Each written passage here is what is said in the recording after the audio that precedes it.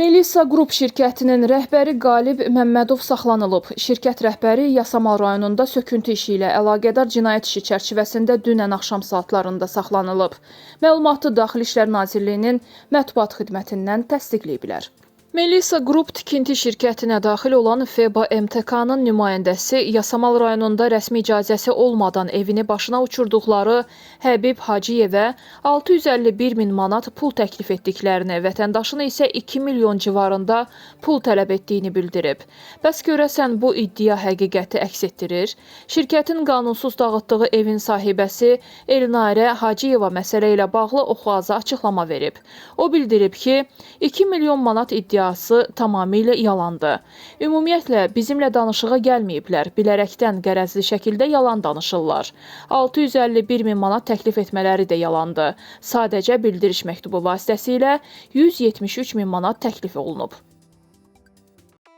Hazırda vəziyyətimiz yaxşı deyil, ağrılarımız çoxdur. Bunu teleqrafa açıqlamasında Yasamal rayonu Alatava qəsəbəsində tikinti işi aparan şirkətin qanunsuz dağıtdığı evin sakini Həbib Hacıyev deyib. O bildirib ki, hadisə nəticəsində xəsarət alıb. Dağıntı nəticəsində 3 nəfər xəsarət alıb, onlardan biri də mənəm. Hazırda xəstəxanadan gəlirəm, vəziyyətimiz yaxşı deyil. Ağrılarımız çoxdur, hətta mənim üçün məsələ ilə bağlı danışmaq da çətindir. Çəkilən şəkillərə, videolara baxdıqda ürəyim ağrıyır. Hər birimiz ciddi psixoloji sarsıntı keçirmişik. Gözümüz qarşısında evimizi dağıtdılar. Necə yaxşı ola bilərik? Həbib Hacıyev Melisa Qrup tikinti şirkətinin rəhbəri Qalib Məmmədovun da saxlanılmasına münasibət bildirib. Biz də xəbərlərdən oxuduq ki, həmin şəxs saxlanılıb. Məhkəmələrimizə, ədalətə inanırıq. Ümid edirəm ki, ədalət öz yerini tapacaq.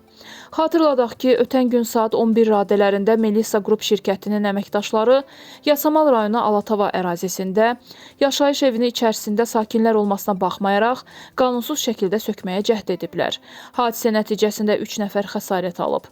Faktla bağlı söküntü işləri aparan şirkətin rəhbəri, iş icraçısı və ekskavator sürücüsü saxlanılıb, cinayət işi açılıb.